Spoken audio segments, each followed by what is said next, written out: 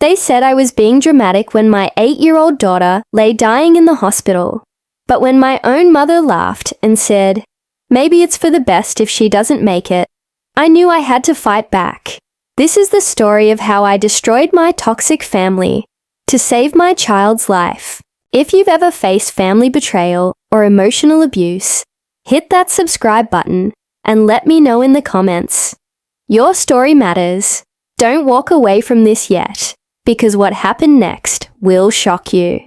It was supposed to be a normal Tuesday, a quick grocery run, then picking up my daughter Lily from school before her ballet class. But one wrong turn and a distracted driver changed everything. I arrived at the hospital covered in her blood, my own hands trembling as I begged the ER nurse to save her, my 8-year-old, my sunshine, my miracle after years of infertility, lay unconscious with tubes, machines, and wires attached to her tiny body. Her spine was fractured, her ribs shattered, her left lung collapsing, but she was alive. That's all. That mattered to me. I sat beside her for hours, refusing to eat, refusing to sleep, just holding her little hand, whispering, "Mommy's here. I won't leave you." Then my phone rang.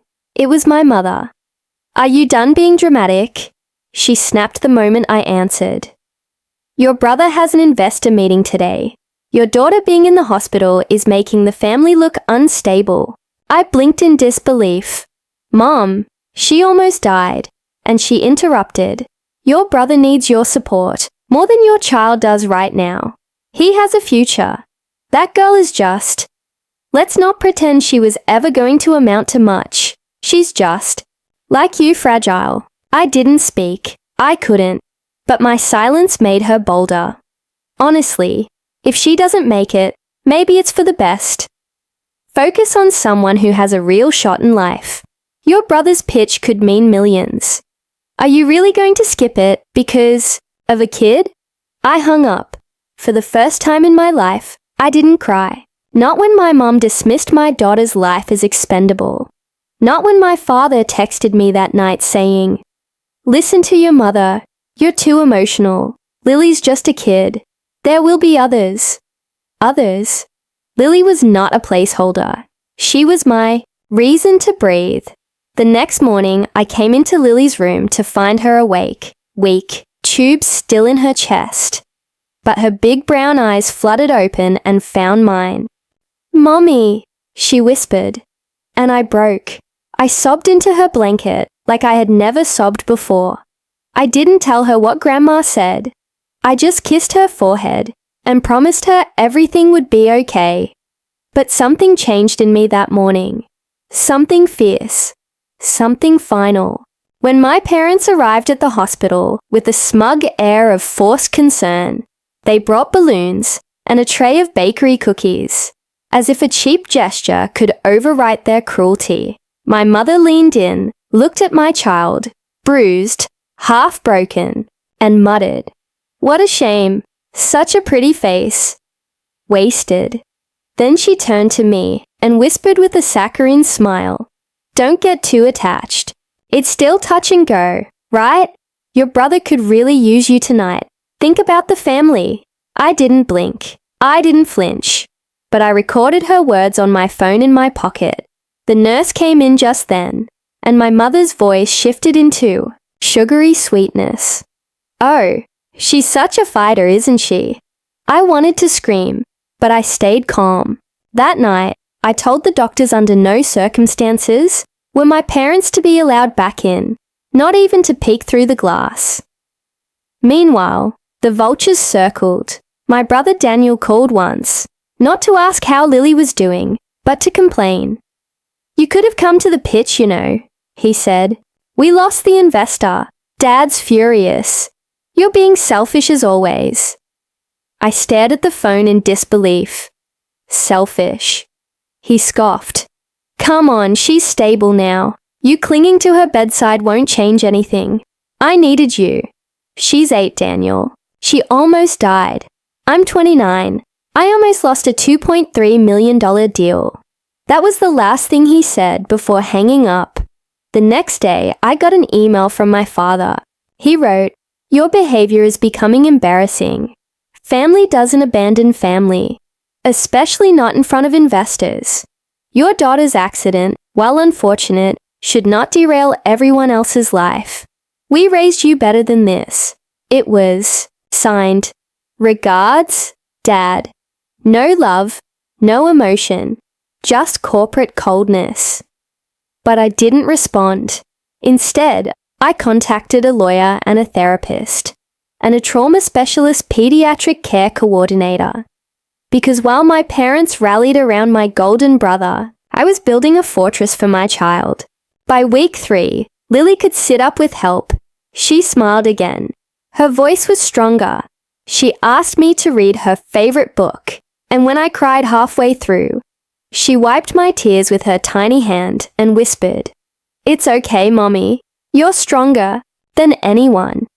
I took all the recordings, every voicemail, every cruel comment from my mother's hospital visit, the laugh, the let her die remark, the investment emails my father had forwarded. Then I sent everything to the board of directors of my father's company, to the wives of my father's golf club friends, to the CEO who had been evaluating Daniel's pitch, and I attached a simple caption. "This is what they consider family values." What followed was nuclear. My father was called into emergency meetings. Daniel's funding evaporated overnight. I moved Lily to a private pediatric recovery center on the coast. I changed our number, filed a legal restraining order, blocked every number they tried to use, and finally in a calm, well-lit courtroom, I faced my parents during the hearing and read the final sentence of the therapist's report aloud. The judge nodded slowly, and then I said the words. I never thought I'd have the courage to say, "My daughter is not disposable, and I am no longer your daughter." 3 months passed. Lily had learned how to walk again. Our world was peaceful now. No surprise phone calls, no forced dinners, no venom in the form of fake concern. Until one morning, the past came knocking. My mother stood at my door, face pinched with panic. "Sweetie," she started, smiling like nothing had happened. "We're here to see Lily." "She heard you say it," I replied coldly. "You laughed." Lily looked at her for a long time, then turned to me and whispered, "Is she the lady who laughed when I almost died?" My mother froze. Lily took a step back and closed the door herself. I never saw my parents again after that day.